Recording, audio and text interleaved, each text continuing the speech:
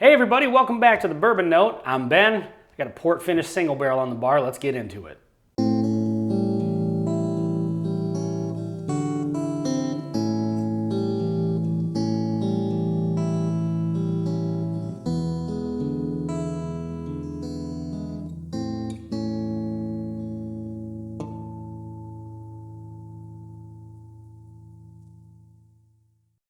All right, tonight on the bar we've got, bam, this is Angel's Envy single barrel.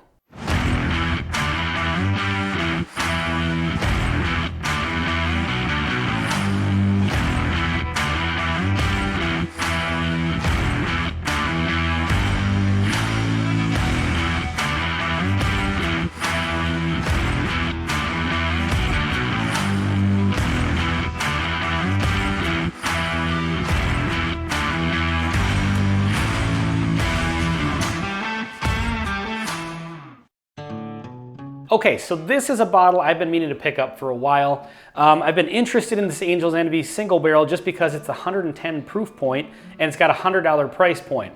The reason that's interesting to me is because Angel's Envy releases a cask strength version every year.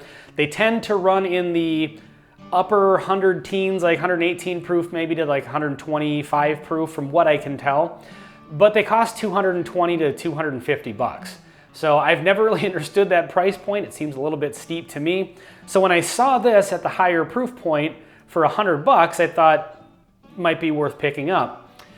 Some places I've seen sell this for around 80, and that's a good price for it. I actually picked this one up on clearance for 60 bucks. So when you see it for that cheap, it's kind of hard to say no. So I'm looking forward to getting into this one because Angel's Envy is a bourbon that I liked when I first got into whiskey. Now, at the 86.6 proof that it is, I just don't like things that low a proof anymore. I like things usually north of 100 if possible.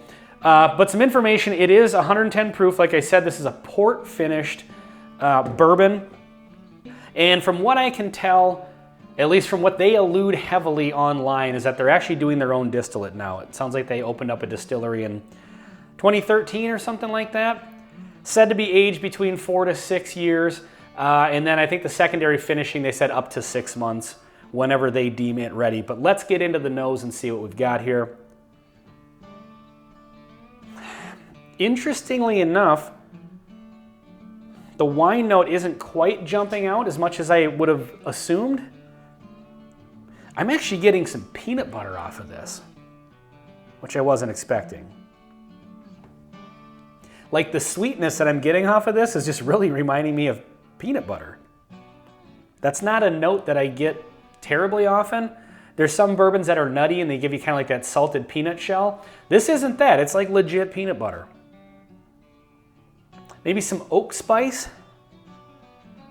And there's a little bit of like, kind of a light weird vanilla and caramel, but it's not like a standard, you know those individually wrapped candies, they're like round and they've got like the caramel and the vanilla, it's kind of like swirled or something. And they taste a little bit weird, like they're not just like a regular caramel flavor or a regular vanilla flavor. It's kind of got a little bit of that going on, but not a ton of fruit up front. Let's get into the palate, see what happens. Cheers.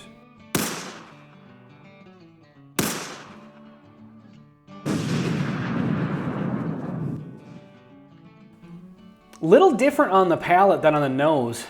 It's a little sweeter on the palate, but there's definitely an oak bite to it. Like there's a noticeable oak presence on this, which typically you'll have when you get a finished bourbon. You're gonna get some extra oak influence. But I don't know, it's there's a little bit of kind of a grapey flavor that I'm assuming is influenced by because of the wine that I wasn't really getting on the nose. Let's go in for another sip. So there's a little more grape on the second sip. Certainly more of like a wine influence on the palate than there was on the nose still. It's still got that kind of sweet oak bite, which is interesting. But on the second sip, there's definitely more of a wine presence. This honestly is giving me PB&J vibes, if I'm being perfectly honest. This is really good, by the way. I'm really enjoying this. I think I'm really gonna enjoy having this bottle on the shelf. Yeah, it's interesting because the palate and the nose don't exactly match. Sometimes you have that and there's nothing wrong with that, but I'm just trying to find similarities on the palate to the nose here, and I'm just not really picking them up. They're kind of like two different things. They kind of play in the same ballpark with the peanut butter vibes, but I'm getting a little more of like the oak and the wine finish on the palate. Let's go in for one more sip here. Cheers. Yeah, that's definitely got a building wine taste. I'm all in with the PB&J. That's really, you know, like a peanut butter and jelly, the Uncrustables that you buy, like the individually wrapped ones. I'm so getting those vibes off of this. Or like Goober grape. Yeah, that's really what it is. It's got a nice oak present to it, like I said. I've noticed that on this last sip, there is a slight mustiness to it, which usually is a bad thing, but in the case of wine finished bourbons, sometimes that secondary barrel can impart kind of like a musty sort of vibe to it, in the sense that it kind of just tastes old, which in this case is a good thing. I don't mean musty like sometimes like a craft whiskey will have like a musty, grainy, youthy kind of note, wet grass or something like that. That's not what I'm talking about with this. Sometimes if you have, especially depending on how old the wine barrels are, from at least what I've observed, sometimes you get that old musty taste to it, and it actually adds a lot of character to it. So I'm getting that a little bit more the more I get into this. Overall, I'd say this is really good actually. I'm impressed by this. So I'm glad I picked this up. The $100 price point, that is up for interpretation. To me, it's becoming a little upsetting how normalized the $100 price point is for bourbon nowadays. Maybe idiots yapping about it on YouTube has something to do with that.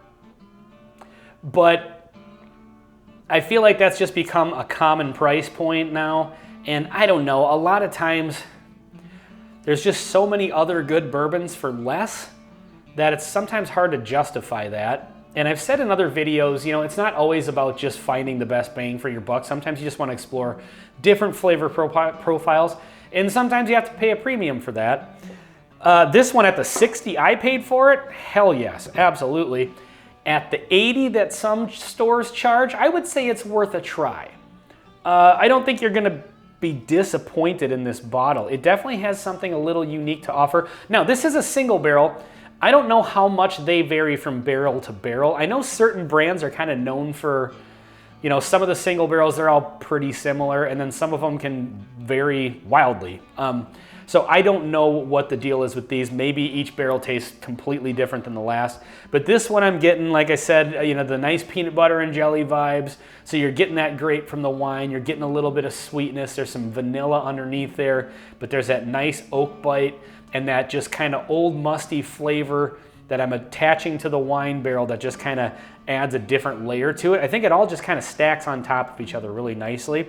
And so yeah, I would recommend this. It's really good. I'm gonna definitely enjoy having a little bit more of this later on tonight. It's Saturday, so yeah, I'm gonna be sitting with this one for a while. I think I'm looking forward to maybe having a pour of this and just sitting with it for a while and just kind of picking it apart, because I think it could be one of those ones that changes as you drink it. You start to notice, you know, more nuance and stuff. So anyway, let me know in the comments, as always, if you've had this one, what you think. Please like, comment, subscribe. This has been Angel's Envy, Sam's Club, by the way, single barrel store pick on the Bourbon Note. Thank you very, very much for watching. We'll see you on the next one.